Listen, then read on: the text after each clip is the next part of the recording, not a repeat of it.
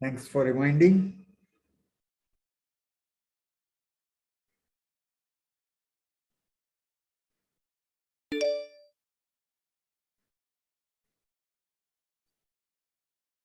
Yeah. So for a sequence of real numbers an, we will say that this infinite series converges if you define partial sums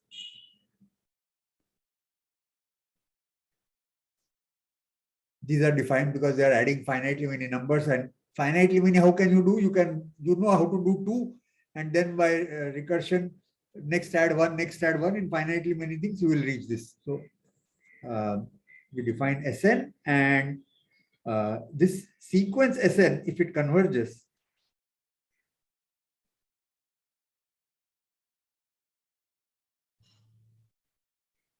so we have already discussed a lot about convergence of a sequence of numbers. Now we are moving to defining convergence of a series, and that we do by taking sequence of partial sums. Okay. This is not how it happened historically, but this is the best way of dealing with it. And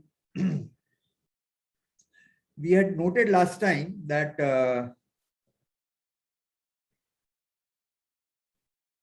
if you have a sequence of non-negative numbers, then you have only two possibilities.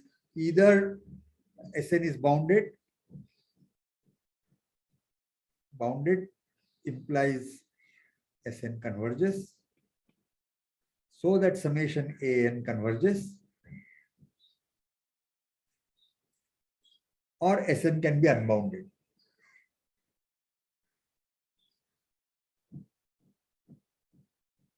Okay. Give any real number, they will exist some n onwards, it will cross that number, and it will continue above because it's a, you're keeping adding non-negative numbers. Okay.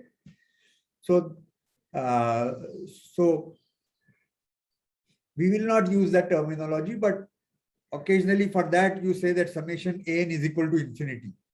And either somebody will say it diverges to infinity, somebody will say it converges to infinity, whichever way. We'll say it, all we'll say is that it is not converging to a real number. Okay. All right. So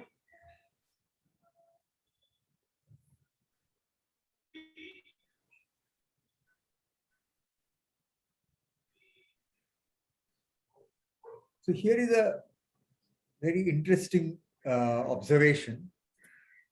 That suppose you have a sequence of numbers which may not be non-negative. So suppose you have a Bn. Sir. Yeah.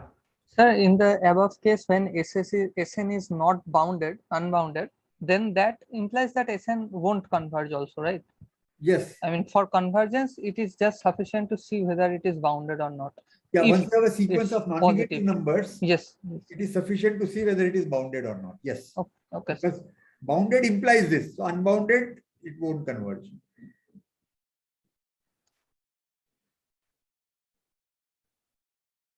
But I didn't put that earlier because, as I said, different people use different terminology. They will say it converges to infinity. We don't say that, but okay. In our framework, we can say that it doesn't converge. Yeah. Thank you. So now we have a sequence of numbers Bn.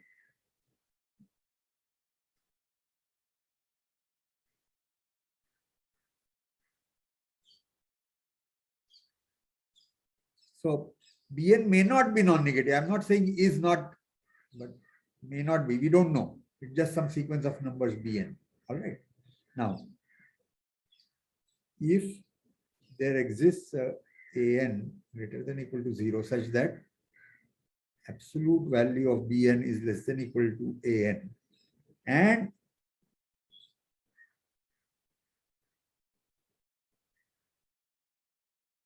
and by definition converges means converges to a finite number. Okay. Then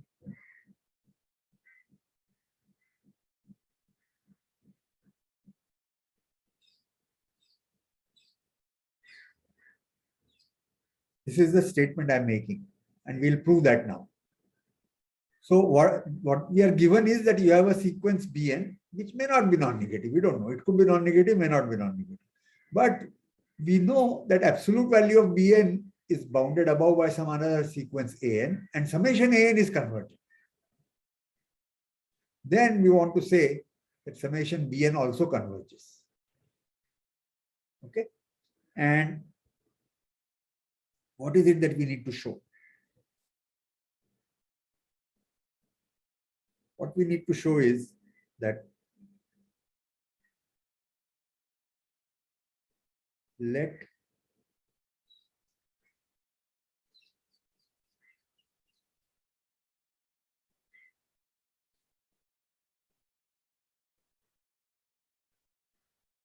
so you take the sequence of partial sums of this summation Bn. Okay. You want to show that this sequence converges.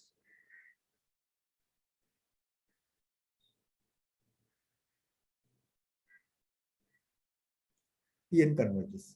Now, what we have, summation Bn converges tells us that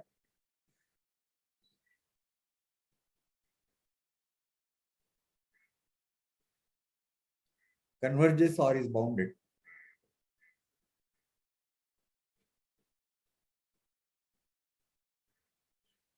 Converges, which is same as bounded. Okay, you have a sequence of positive numbers increasing, so its convergence to a finite quantity is same as boundedness. So we know that this is bounded and converges. And the other thing we can see is that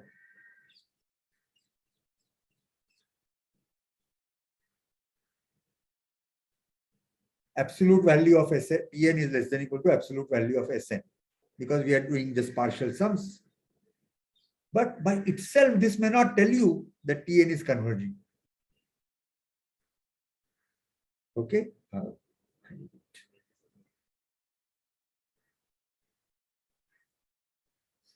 But we can do something more. If I take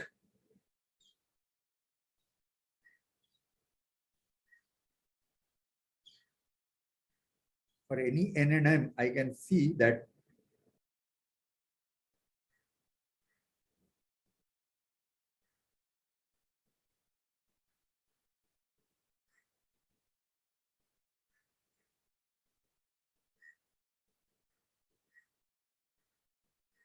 if you take Tn is partial sums of B and Sn is partial sums of A, so Tn minus Tm is Tm was summation up to m, Tn is summation up to n. If you take the difference, it is summation from n plus 1 to n bk. And therefore, mod Tn minus Tm less than or equal to summation k equal to m plus 1 to n mod bk.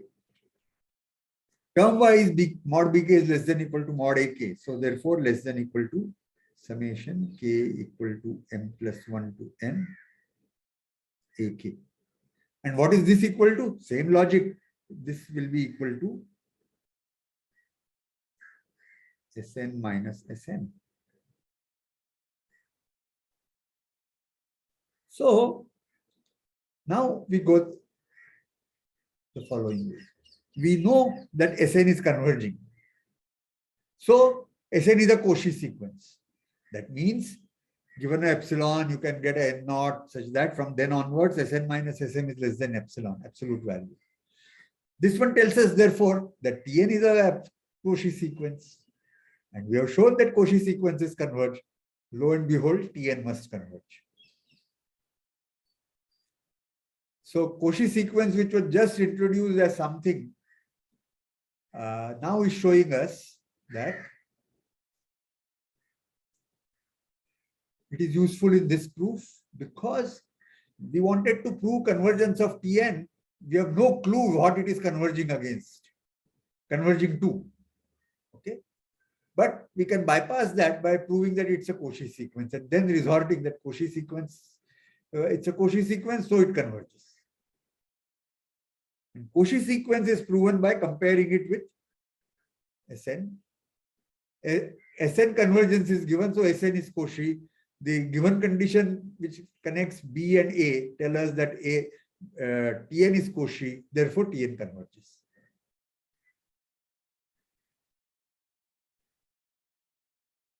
So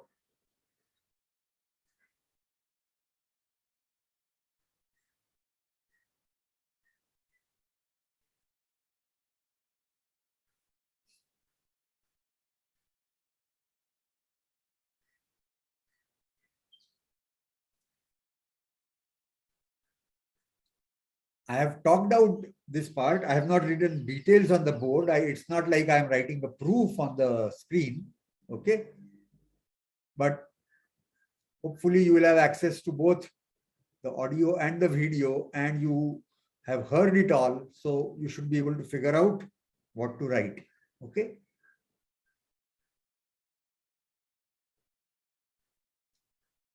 So So Sorry, shouldn't I didn't get n be greater than m? sorry.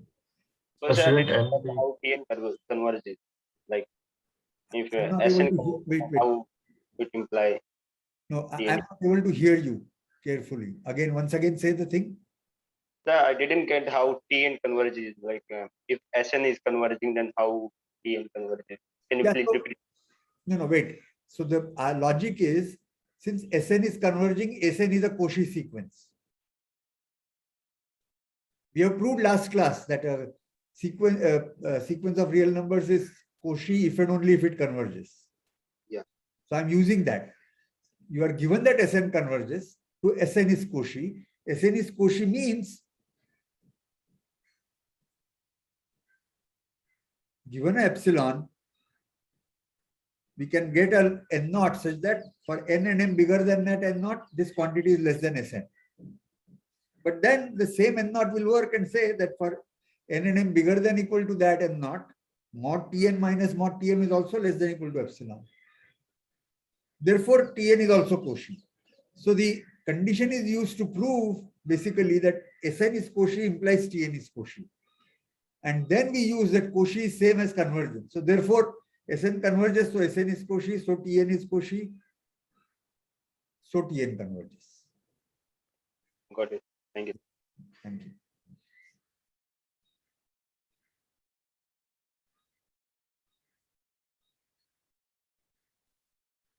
so shouldn't n be greater than m in this?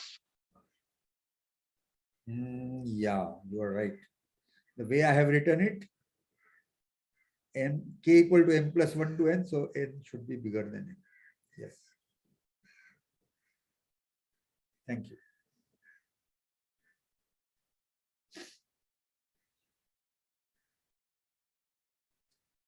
So earlier I had made these comments about, proving convergence becomes difficult because we don't know what it is supposed to converge to, and without that, how do we write this epsilon n naught, etc., etc. So one route is Cauchy sequence, other route is Lim-Sup-Liouville.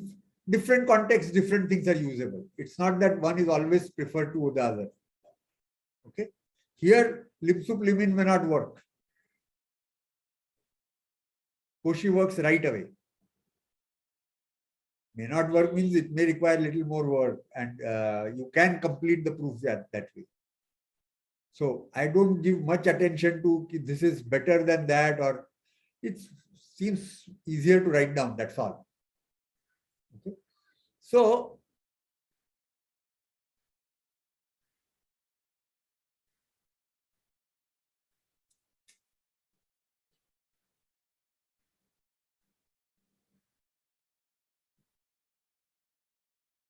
So for sequences, till now we have gathered two facts.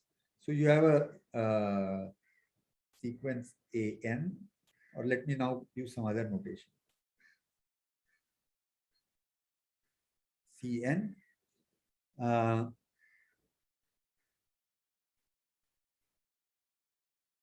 If Cn is bigger than equal to 0, then we know that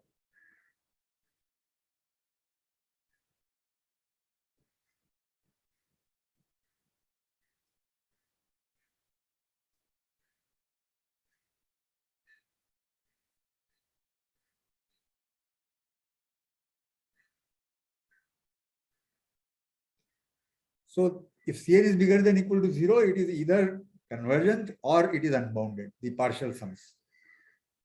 Okay. And accordingly, we say whether summation Cn is converging or not. The other fact we have chosen just now is about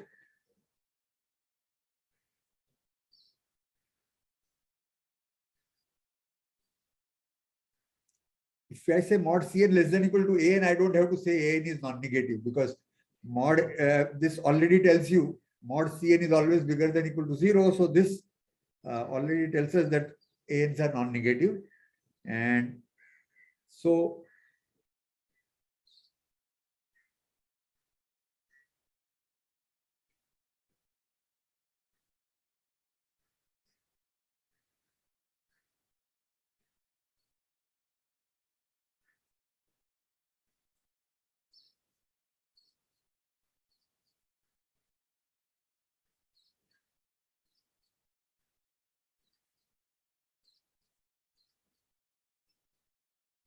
if summation An converges, then so does summation Cn.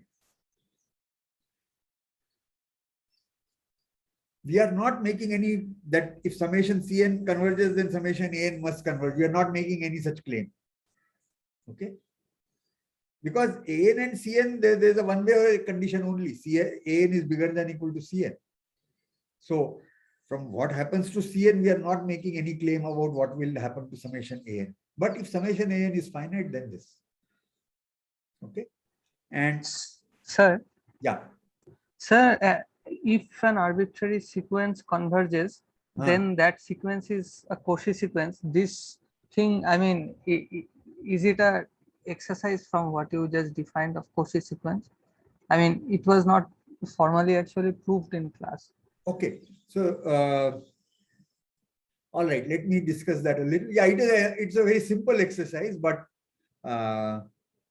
since you asked this and now I had not given this, so okay. So suppose Xn is a convergent sequence. Okay.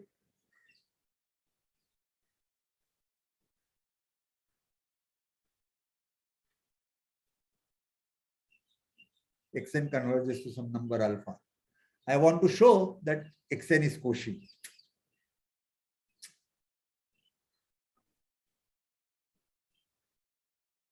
To show Xn is Cauchy.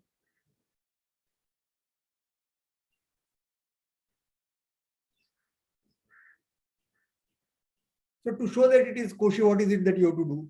You have to show that given epsilon, there exists a n naught such that n m bigger than equal to n naught tells you that mod an minus mod am is less than epsilon. And the proof is almost trivial. Use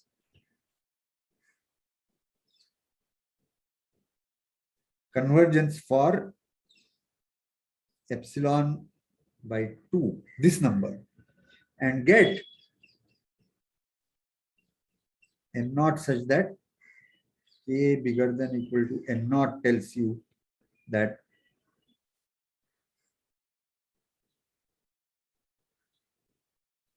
Okay, sir, so triangle inequality just apply. yeah. Okay. That ak minus epsilon is less than epsilon by 2. So the together you will get an minus am is you add and subtract alpha. Both the terms are less than epsilon by 2, so their difference is less than epsilon by epsilon. That's it. Okay. So yeah, maybe I should have mentioned it last time. I didn't, and this is a straightforward, simple enough exercise, but important one, that Cauchy is same as convergence, both ways. Okay. And but I had talked about that on something like for rationals, the Cauchy sequence of rationals may not say that that Cauchy sequence converges in the set of rationals. So equivalence of Cauchy and convergence is coming because our underlying real numbers, we have chosen them to be closed under with the least upper bound property. That is there. Okay.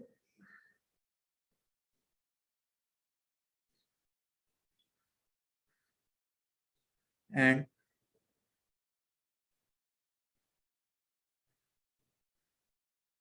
so non-negative numbers, we have two possibilities: converges or diverges, or converges or does not converge, depending on that some partial sums being bounded or unbounded. Then we have one group of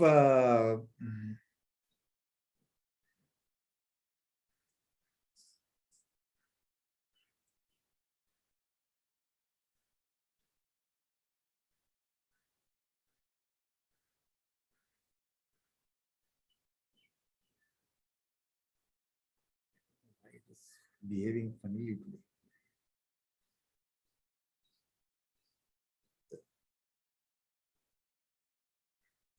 So this summation Bn, when this happens, so what is a trivial non-negative An for which such condition will hold? You take An to be absolute value of Bn itself, right? If I take An to be absolute value of Bn, it is non-negative. And if summation absolute Bn converges, then this says that Bn itself, summation Bn itself converges. So this proof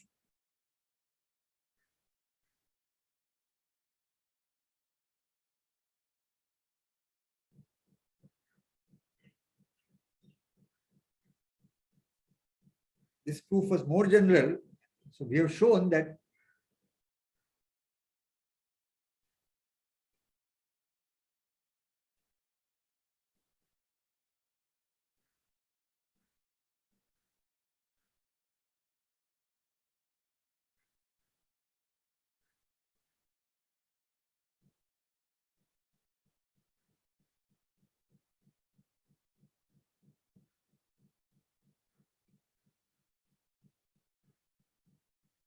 and for this condition, this is said to be absolutely convergent.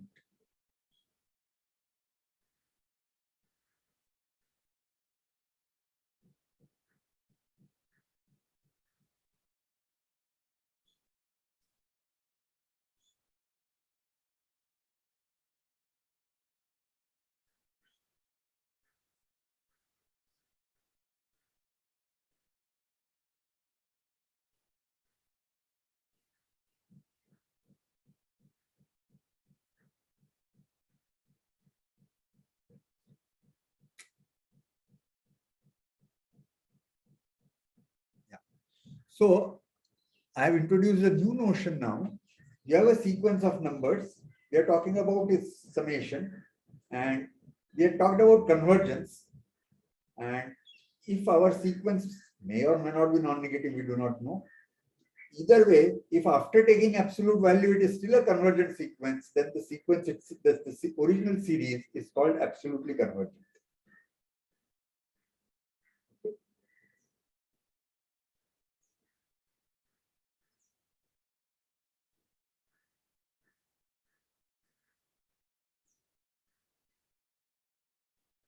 Now, here is a exercise. I will talk about it, but you should see what this is saying. Suppose f from natural numbers to natural numbers is a 1-1 onto mapping.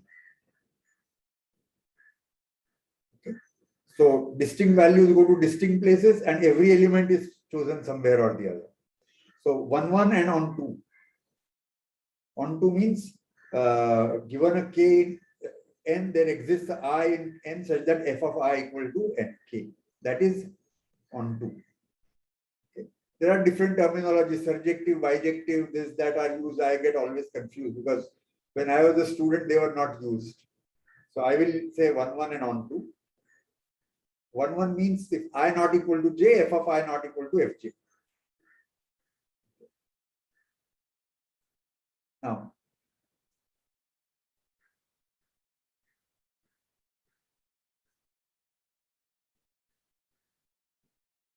start with a non-negative number, a sequence an, and let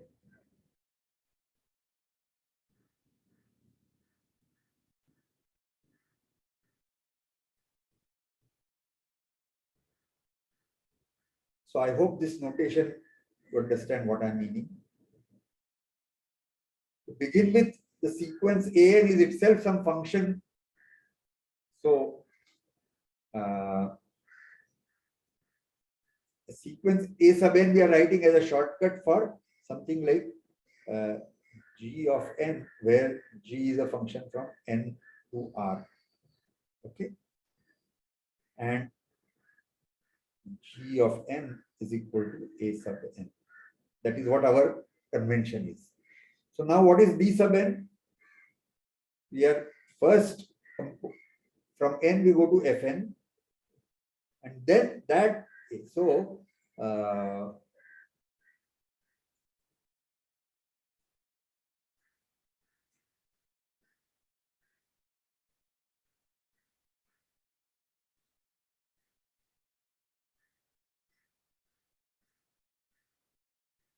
this is composition of two functions. Okay.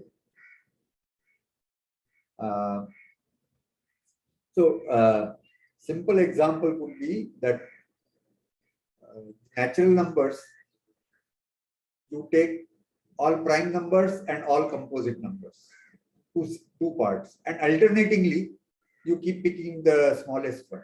So pick the smallest prime, then pick the smallest unused number, then the next prime, and then the next unused number, and so on and so forth.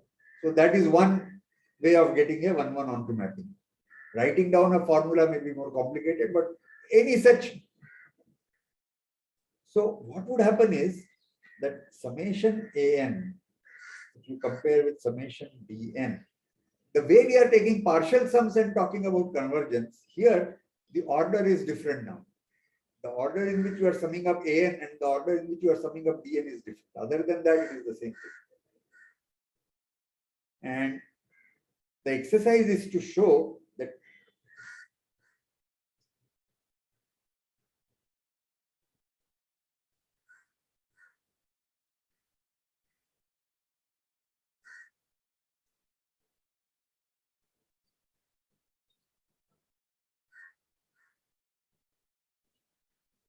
that this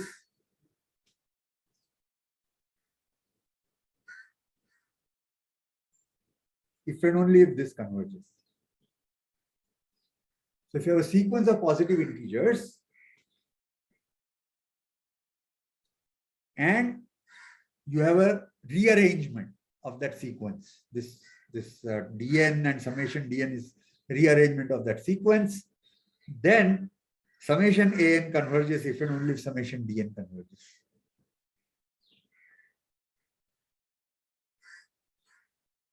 So first of all, 1-1 onto function means there is an inverse.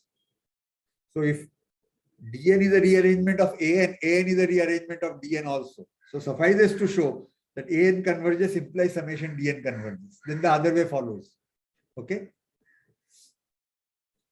So if original sequence is converging, we show that the rearrangement itself is converging.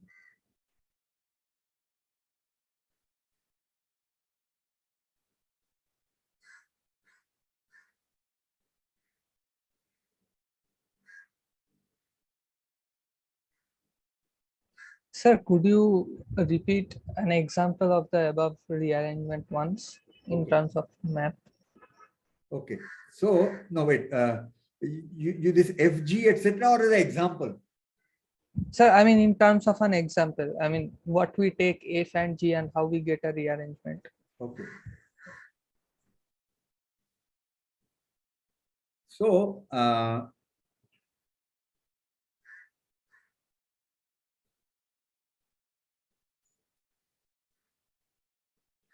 let's do the following.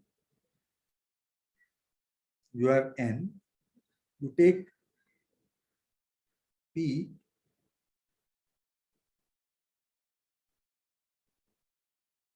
set of all primes, okay, and Q to be P complement intersection n. So all integers which are not prime, okay, composite numbers. So now P and Q are distinct sets, they're nothing in common and their union is n. They are partition of n. You have partitioned n into prime numbers and other numbers. Okay. Now,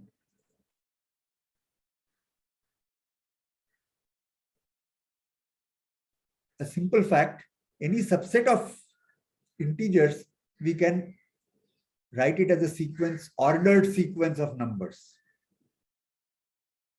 Okay. So P can be written as P1, P2, P3,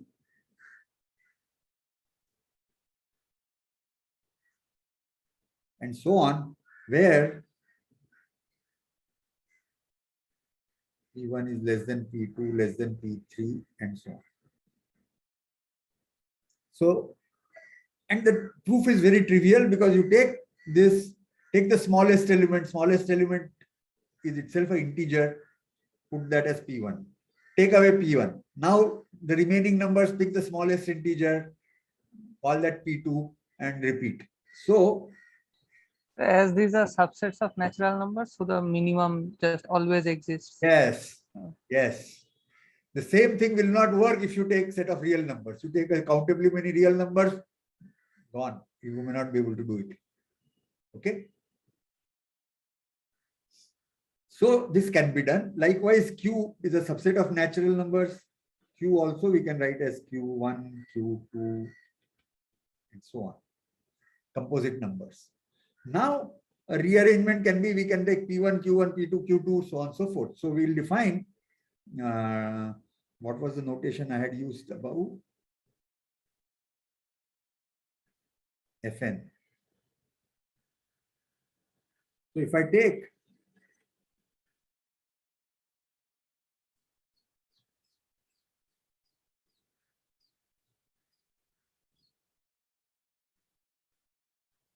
f of 2n as Pn and f of 2n minus 1 as Qn.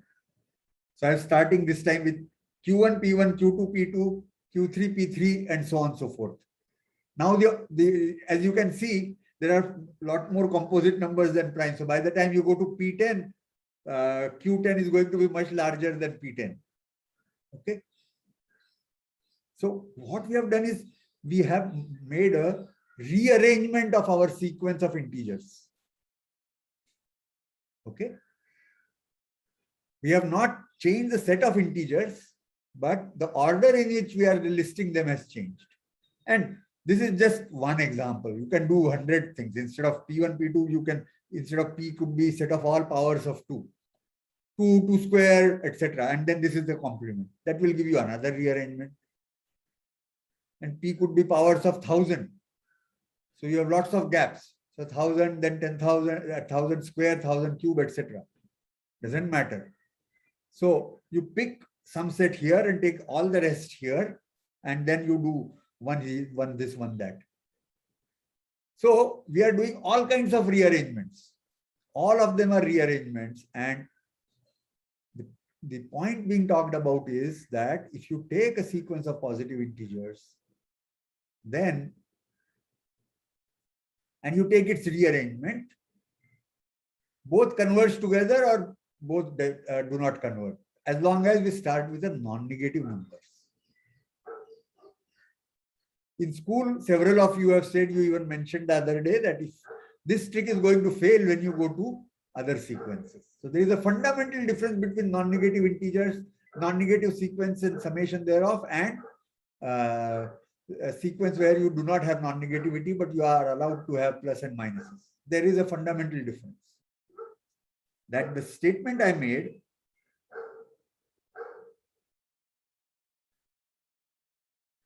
that you have a rearrangement and an summation an converges if and only if summation dn converges, and the limits are same, actually, and the same limit.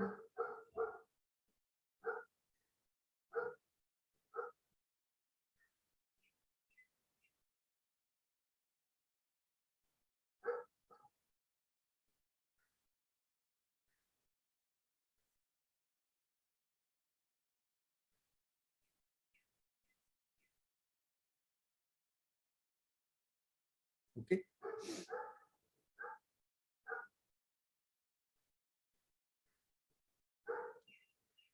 So when this statement that I have put may not hold if ANs are not non-negative. All kinds of things can happen. After rearranging, it may diverge or it may converge. Its original AN could be converging.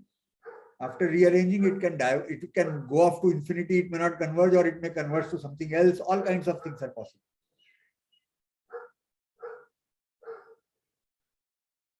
And you have seen, several of you did talk about, you take the AN to be minus 1 to the power n, 1 over n, and all such games will happen.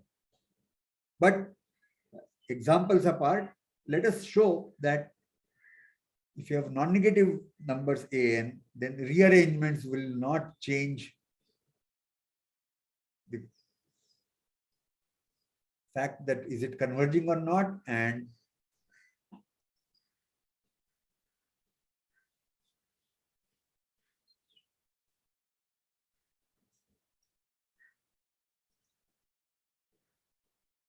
oh yeah, everything is a reshuffling. You don't have to come out with a formula.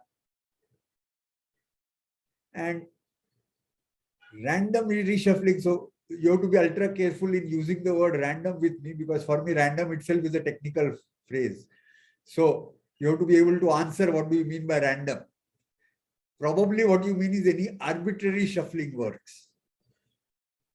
And perhaps you, as well as many people, think that random and arbitrary are synonyms, but they are not synonyms.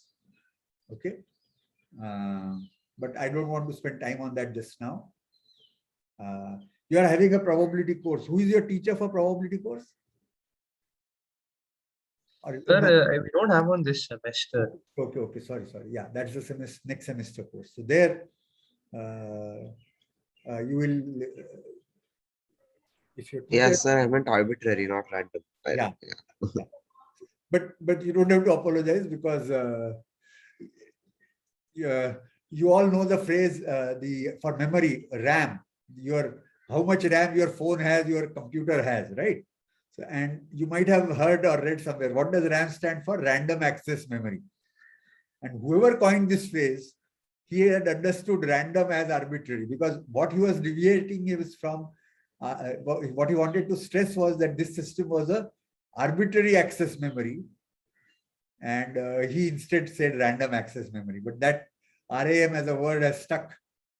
Okay. So, all right, yeah. Any arbitrary rearrangement will do. The thing will not change. And it's an important fact.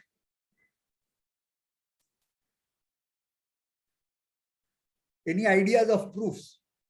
Suppose you are given that AN converges.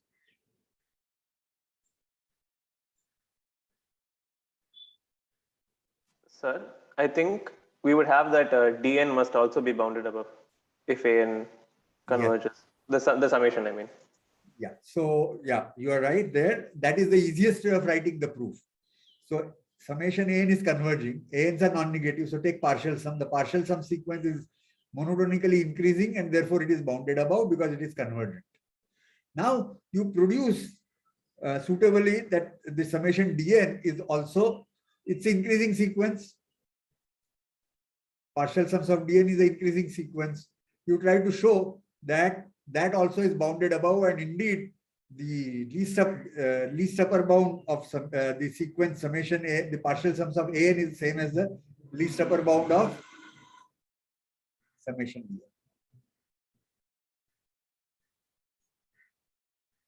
So if let me just write a few words.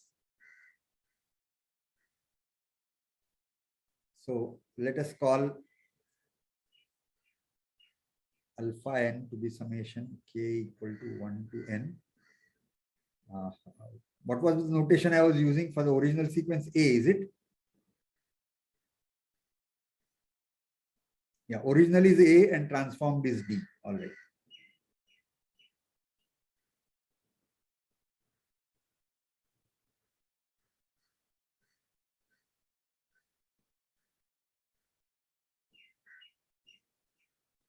All right. Now,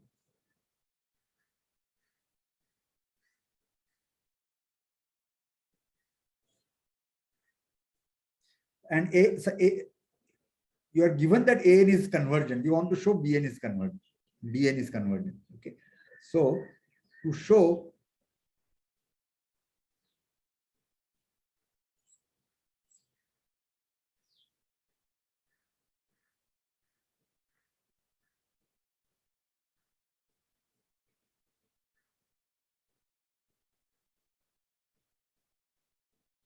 least upper bound of Bn is same as the least upper bound of alpha.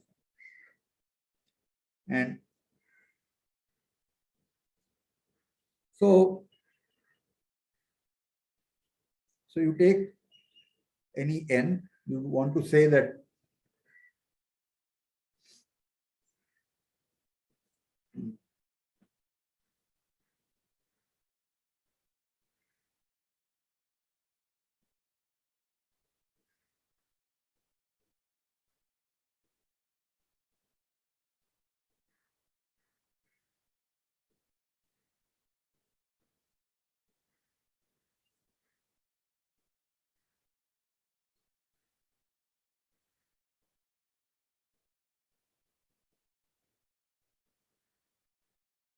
so if you call theta to be the limit of alpha n's, okay, then we want to show perhaps I thought least upper bound will be the easiest way of doing it, but it appears maybe not.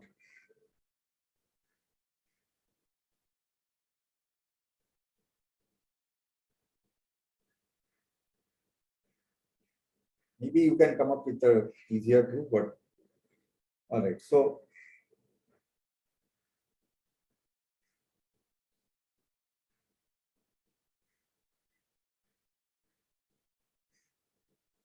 given an epsilon, there is a n naught such that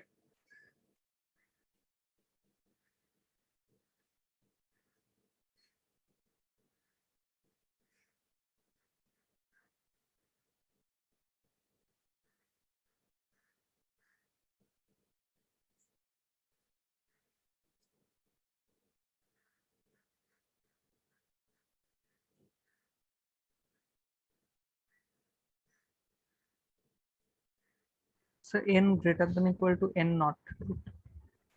yeah.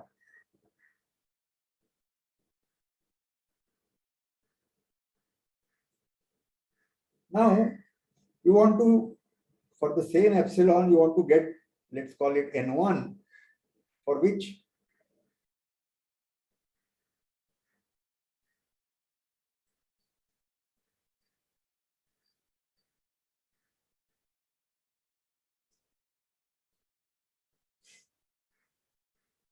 so beta of n is going to be some alpha of some n dash, okay, some alpha of some n. So all you have to do is you have to be able to pick a n1 such that when you make the transformation, you are above n0, and that's it.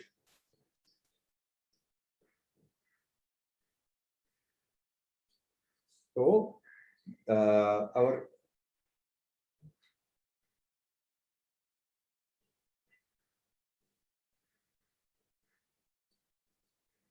Fn, F was the indexing thing, right? So beta of n is alpha of Fn. So we have to choose a n1 such that n bigger than equal to n1, then Fn is bigger than equal to n0.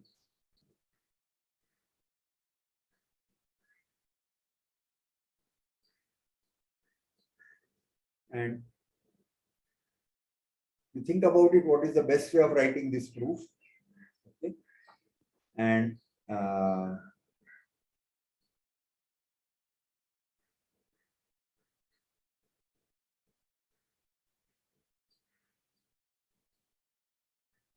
So can we select n1 as f of n naught? no, because f is just some rearrangement. If you just Fn, you can't say that f of 3 is bigger than f of 2, because f is only 1, 1 on 2. F is not an increasing rearrangement, right? You can't have an increasing rearrangement because then that has to be the original one. 1, 1 on 2 and increasing. If f is 1, 1 on 2, as well as f of n plus 1 is bigger than equal to fn, then fn is equal to n. That's it. So you can't do that. So we can take maximum of f of 0, f of 2 up to f of n naught to be n1. Sorry, I missed you. So we can take n1 to be maximum of f of f. I mean f of 1 to f of n naught. So like yeah, probably. Whether it will, if you take n1 to be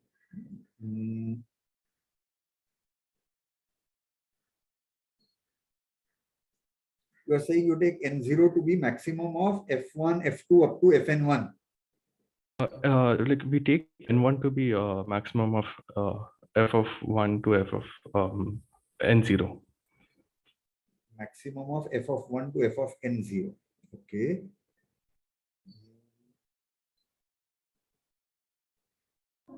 I think F inverse works. F inverse 1 to F inverse. F inverse will be required, not f. So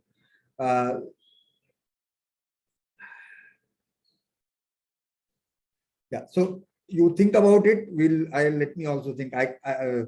Given my illness during the summer, my processing time has increased. So which of f or f inverse will work, I will take a little time to tell you. But okay. So one of these two will work, and we can work out which one. Right. So what is important is that for non-negative numbers, rearranging changes the game, and rearranging says that you are not going to be able to change the structure. If it is converging, it will the rearrangement will also converge, and it will converge to the same quantity. And if it is no longer non-negative, let's take -1 to the power n, 1 over n, then you know that converges. You have seen some proofs of that, and we will discuss them at some point or the other. But you can easily take a rearrangement where it will go up to infinity. You first take 1,000 positive numbers, then take one negative number, first one. Then take the next 1,000 numbers, and then take one negative number, and so on. You don't even have to go up to 1,000. You take 2 or 3 already. You can show that it will converge to infinity. But certainly with 1,000 at a time, it will go off to infinity. It will no longer be converging. You don't have to take 1,000. You can do it much smaller. So you can yourself come up with a rearrangement for the alternating series with 1 over n. That the original is convergent, but rearranged one is not convergent. Just like you can take it converging to any value you want, you can also make it converge to an infinite value. Okay. So this is an important property which differentiates between non-negative numbers and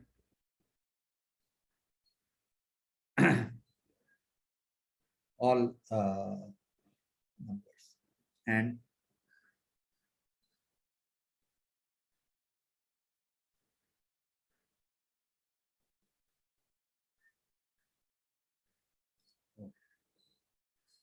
to change I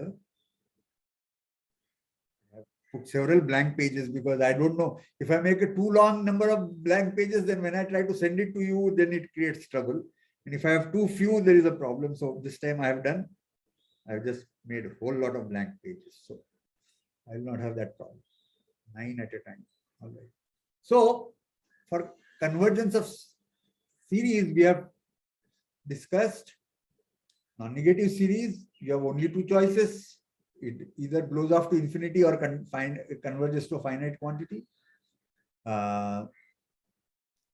If you don't have non-negative integer series, then we have brought in absolute convergence. We have also brought in that if mod bn less than equal to an, then an convergence tells you bn converges. In particular, if you have absolutely convergent series, then that series itself is convergent. You can take mod bn itself as AN. So, and then we have talked about rearrangements. Okay. And as I had mentioned that if you, this book by Terence Tao, I don't know if somebody looked for it. If you looked for it and couldn't locate it, you let me know. If you didn't look for it, don't worry. And if you look for it and located it, you can look up Terence Tao's definition of convergence of a series.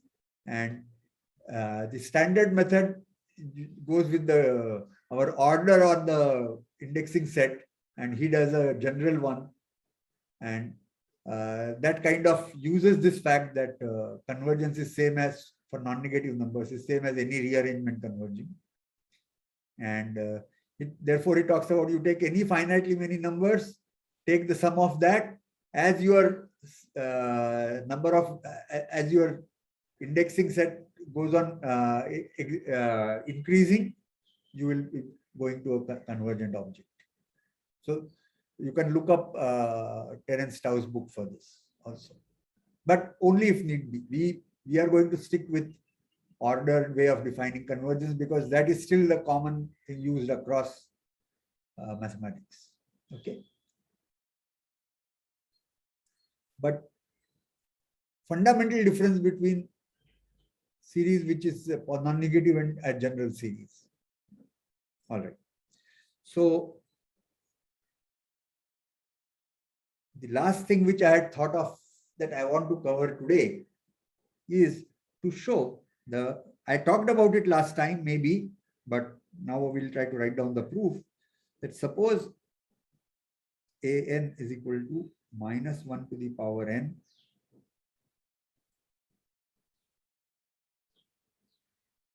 absolute value. So it is alternating series, minus 1 plus 1 kind of thing. Okay. My indexing will tell me the first one is 0.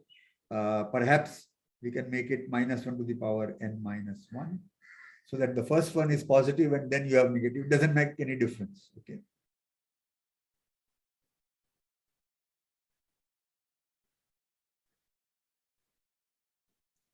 Yeah.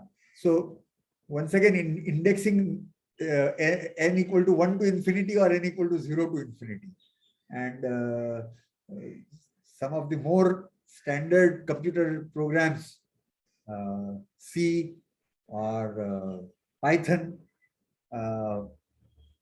both of them, their indexing starts with 0, whereas other commonly used ones, it starts with 1. So there are these differences even in computer programming, but I'll stick to n bigger than equal to 1 here. If you're doing programming, I like n equal to 0 for programming, but sequences and series summation, I take n equal to 1 onwards. All right. So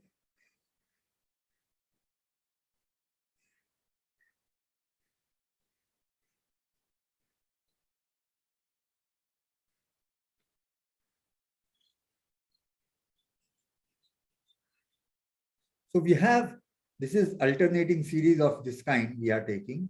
So 3 things are there. Your series is alternating sequence. So first one is positive, second is negative, third is positive, fourth is negative, and so on. Absolute value wise, they are decreasing and they are decreasing to 0.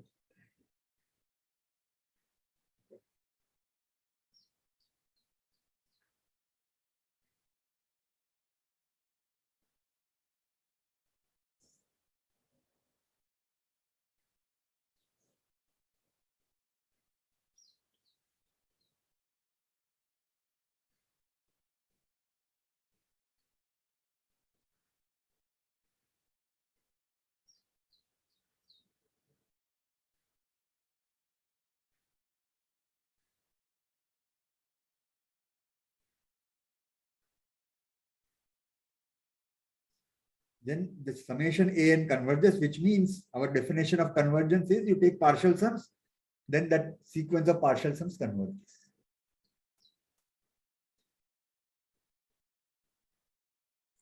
What it converges to will, it's a different matter. First thing is to show that all such sequences, we have not given you anything about an other than these 3 facts. So we cannot say what it is converging to. Okay. All we are claiming is it converges.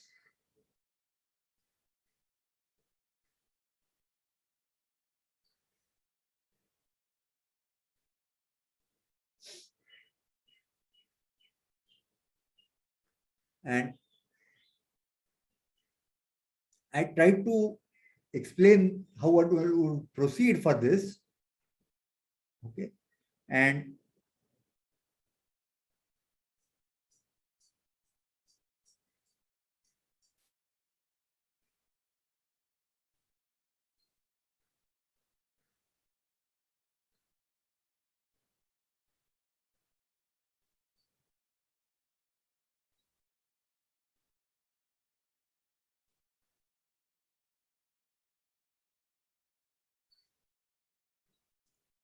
if I take first two and call it as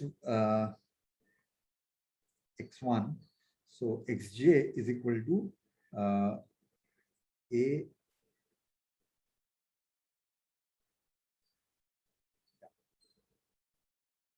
So if I take x1, x2 up to xn, I would have started by the x1 is a1 minus a2. So my in all such things, the error, if any, happens at the index. Once we know that we have got the ping started with the right index, I know that it is going to be correct. So a1 minus a2 plus a3 minus a4 dot dot dot up to a2n we would have got.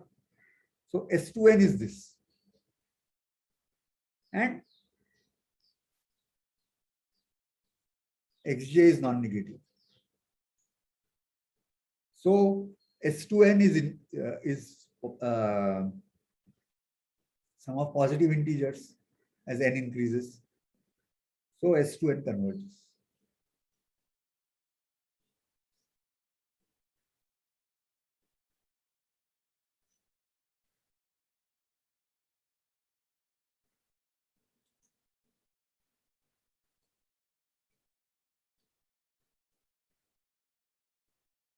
So if I just look at summation xj, I forget my original a, etc., etc. I just look at this as partial sums. It's a partial sums of positive integers. Its partial sum is un, and then therefore it converges, and it converges to say alpha. And we can be much quicker than what argument I was trying to give last time. I was taking s2n plus 1, and then I was arguing and applying upper, low, least upper bound, etc. All that is unnecessary. Because we observe that what is s2n plus 1?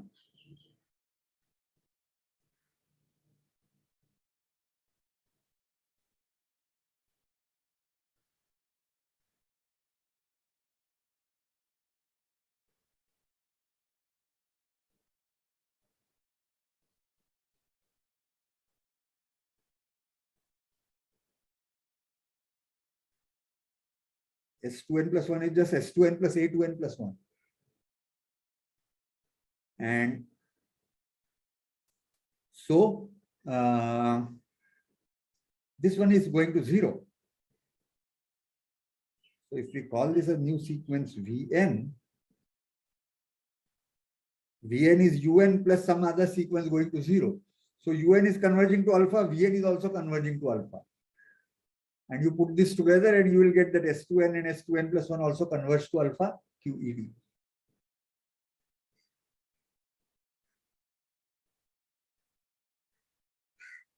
When you try to write down what is the n naught which works, you have to be a little more careful. Because for alpha, if you have an n naught such that for n bigger than or equal to n naught, the difference between alpha and un is less than epsilon for S2n. So your n naught will have to be multiplied by 2.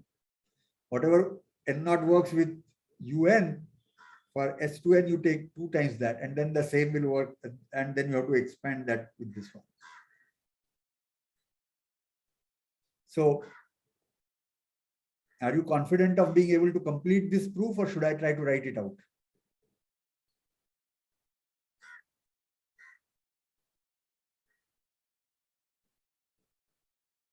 Anyone, if not confident, let me know. I will try to write out just now. Aim is to show that given an epsilon, we can get n naught for which Sn minus alpha is less than epsilon. Yeah. Somebody wanted to say something. Yeah.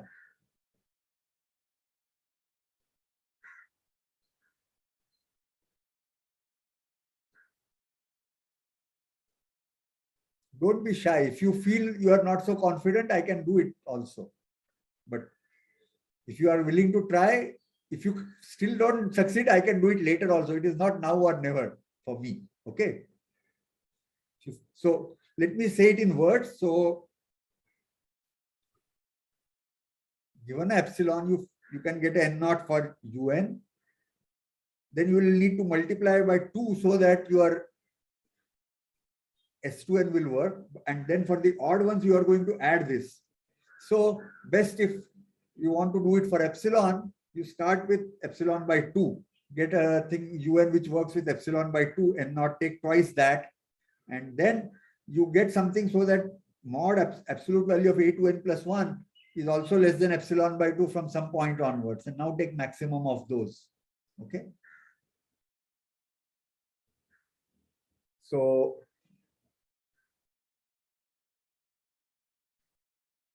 we have tried to argue that you have an alternating series, by which we meant alternating series word can be used in different contexts by different people. So if you have a series of numbers which has these properties, that alternately plus and minus, in absolute value they are decreasing and then they are decreasing to 0. Okay. Every such series must converge.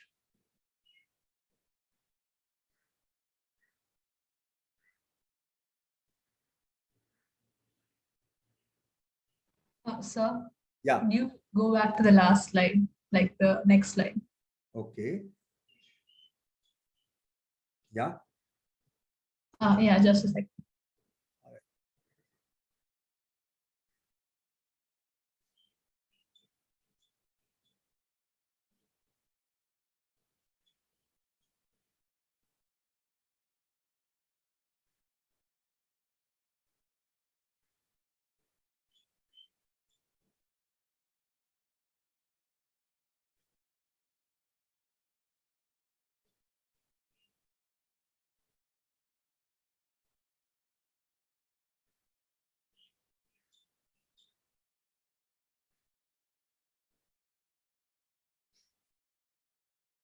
So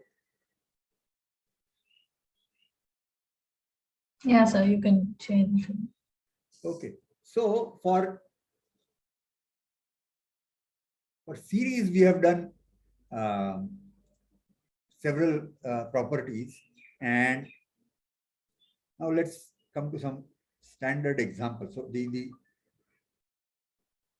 first example that you all have seen in school, and we started with that, was an is equal to r power n, where 0 less than r less than 1. And so we are looking at summation r power n equal to 0 to infinity, because we start with 1, or we can start with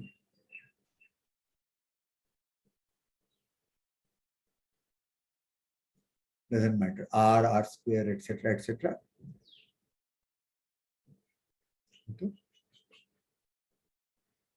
Or n equal to 1 onwards, and we can take this power minus 1, so that we are started with 1. So you all would have seen a thing that this converges, and that it converges to 1 over 1 minus r. In school, you would have used this, proven this in whatever way you proved in school, and then use this left and right. Okay. So now let us see how will we prove this as a proof which uses r which is valid when r is less than 1, and make chunk, maybe will give you a wrong answer when r is not less than 1. Or some step will falter when r is not less than minus 1. Okay.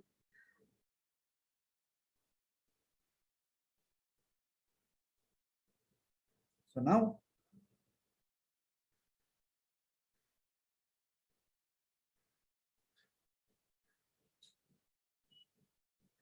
Sn is equal to k equal to 1 to n r power k minus 1.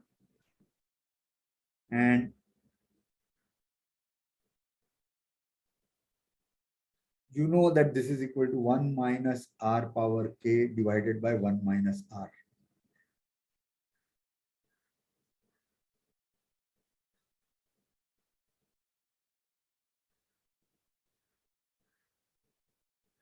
So this you would have done in school, and for finite everything, whatever you have done there will work here.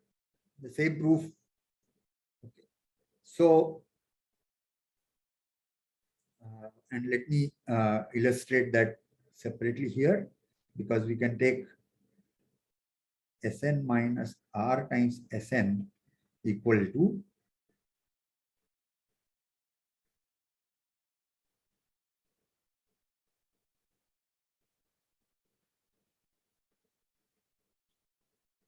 and finitely many terms. So rearranging and so on and so forth, all that thing was fine, equal to 1. And then from here, and the last term from here, r power k. And therefore, taking 1 minus Sn common out here, Sn into 1 minus r is this, therefore this. So nothing, the thing is that when you are writing sums of finitely many terms, you can change their ordering, you do what you want, all that is valid. If you have doubts or your question mark about any of this, do ask me.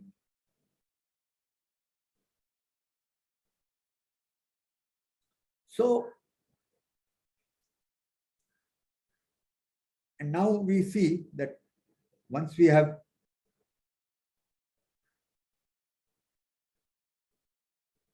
come up to here, we see that Sn is less than equal to 1 by 1 minus r, and r positive, so it is bounded above. And r is less than 1, so r power k converges to 0. So limit of Sn is just 1 by 1 minus r. Okay. And this one fails when r is bigger than 1.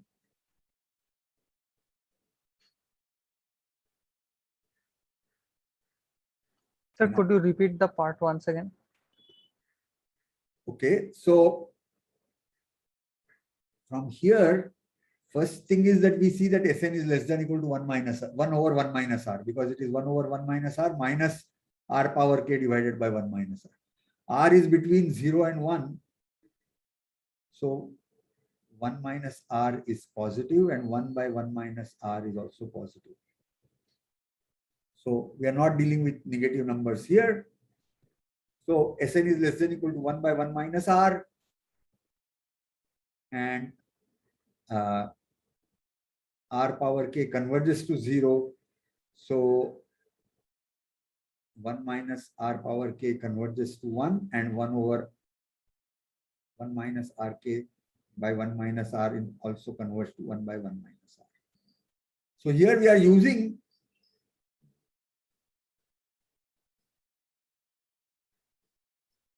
that given conditions on r tell us that r power k converges to 0.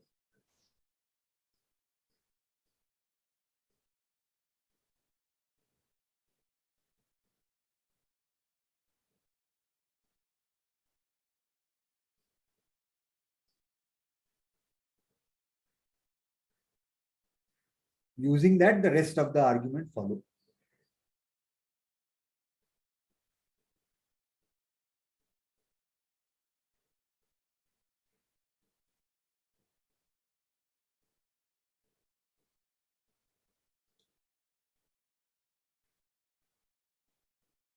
And lots of things will go wrong if r is not less than 1.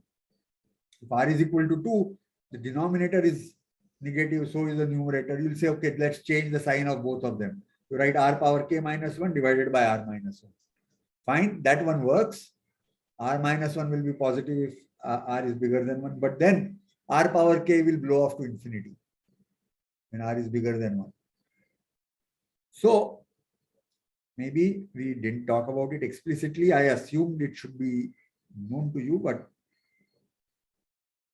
what we have used here is that if 0 less than r less than 1, then the sequence r power n converges to 0 as n goes to infinity.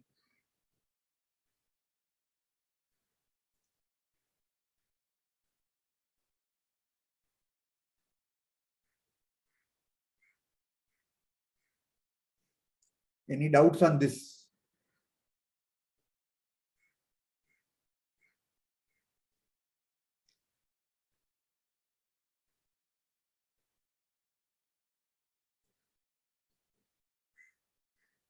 So this will be used to prove this object. So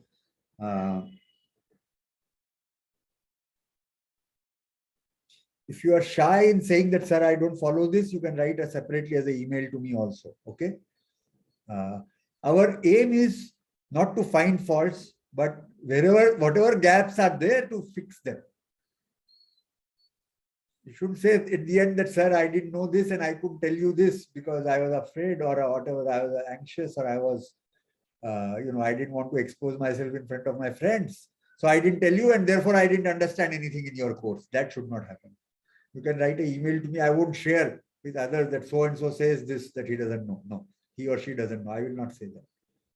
Okay. So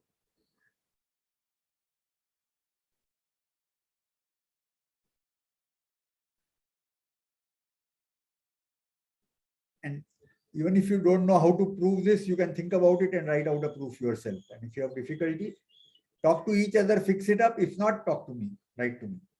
So this is the series, which is the first one, which all started infinite series. It's cool for you and generally speaking, and that we have fixed, and we have now written a proof where we can pinpoint that what will not work if r is not less than 1. If r is negative and absolute value of r is less than 1, essentially the same proof will still work.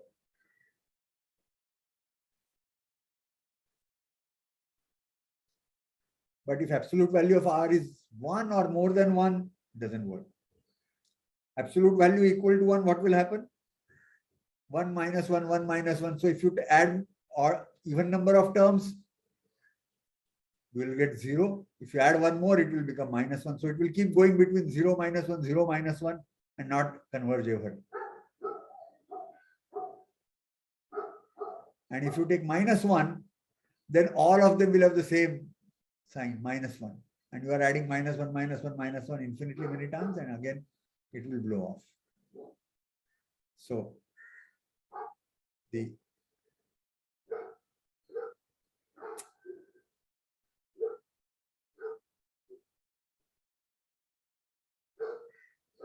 this series converges only when mod r is less than 1. For r, otherwise it doesn't converge. Okay, now those who have class can leave. It is a past 11:45. If somebody else wants to ask a question or two, I have a little more time, not like half an hour the other day, but I can still spend a few minutes if somebody has a question.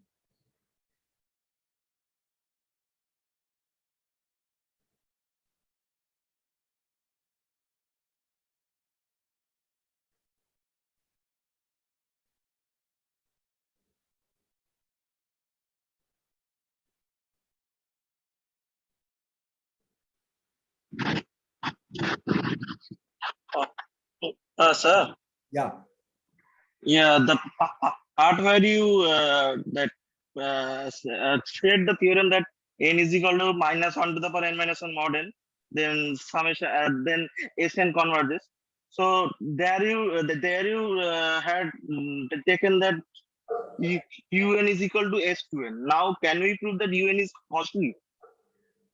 Like un is equal to um minus un is equal to S2m minus S2n, and that is equal to something 8 to 2m minus 1 minus an plus 8 like 8 2m minus 3 minus a 2m minus 2 dot dot dot. Yeah. And that is actually bounded. Yeah, you will have to have a careful argument, but you can show that the original sequence partial sums are Cauchy. Yes. Yeah. Okay. But not just by showing that the consecutive two numbers, the difference is small. You have to be careful. You have to say that the original UNs are convergent, therefore it is Cauchy. And now you go to the difference between the original sequence and still argue it is Cauchy. Yes, you can do that. Yeah. Yeah. Right. Yeah. So I have a doubt. Yeah. So like you said rearrangement of like a non-negative convergent series is also convergent, right? But shouldn't it be true for any convergent series? Like even if it has negative terms, but it's convergent. No. It is not true. As I said, you take just the alternating series, -1 to the 1 minus half plus 1/3 minus 1/4, etc. Okay. Then what you do, let's say even 4 will work. So you first add the first 4 positive integers, first 4 positive numbers, then take 1 negative. Take 4 more positive and then take 1 negative. Take 4 more positive, take 1 negative. I am 90% sure that this itself will show that this one will go off to infinity. Okay. You can try to write out a proof for yourself, but you take 4 this kind and 1 that kind, that will go away. Okay. Yes. So, I mean, these are things which people were worried that are they doing something wrong? Why should arrangement matter for convergence? But it matters. Because we have defined it in a where we are, our definition is very strictly connected to the order in which our numbers are given. And so when you are rearranging, you are changing that. Okay. Yeah. And that is why Terence Tao argues that one should only talk about absolute convergence as convergence. So the other one you have to give some other name. That is how his philosophy is. But maybe Hello, sir. will change. Yeah. Go ahead. Sir, in the very first proof of the theorem that if mod Bn is less than equal to An and An is a convergent sequence, so there we showed that for any n comma m is an element of natural number, mod of Tn minus Tm is less than equal to Sn minus Sm, right? Right. So now as Sn is a convergent sequence, so it's Cauchy. So therefore there exists a n naught is an element of natural number such that for all n comma m greater than n naught, Sn minus Sm is less than epsilon.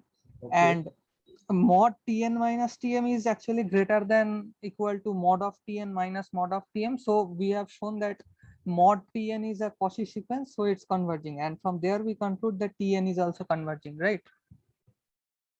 Yeah, where are you heading to? Now I am lost here. Yeah. Okay. What are you trying to argue?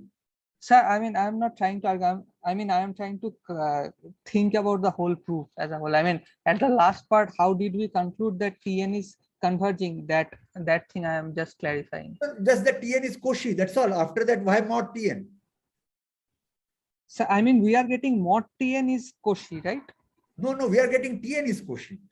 Absolute value of Tn minus Tm is smaller than absolute value of An minus Am. So we are getting the Tn is Cauchy, not mod Tn is Cauchy. Okay, sir. Yeah.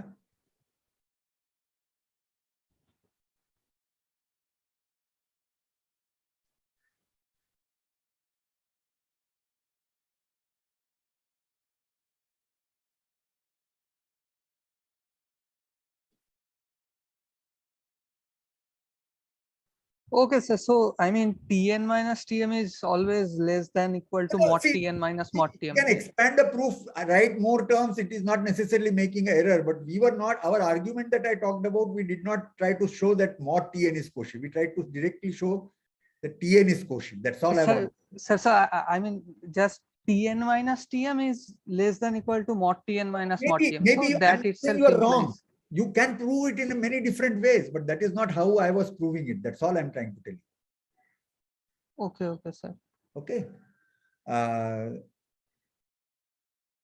You can always prove it in many different ways.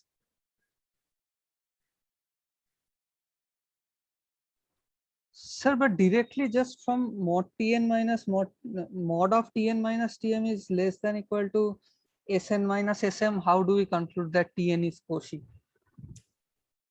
What is the definition of Cauchy? Given epsilon, there exists a number n naught such that Tn minus Tm is less than epsilon, absolute value. That's all. Directly. That is the definition of Cauchy. Yes, sir. Okay. Okay, sir. Definition of Cauchy has nothing to do with absolute value of numbers. And we can even remove the mod a Tn minus Tm. We can say Tn minus Tm is between minus epsilon and epsilon. Right?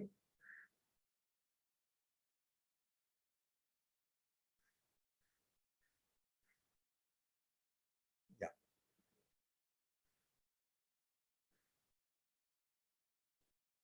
Okay then. Let's take.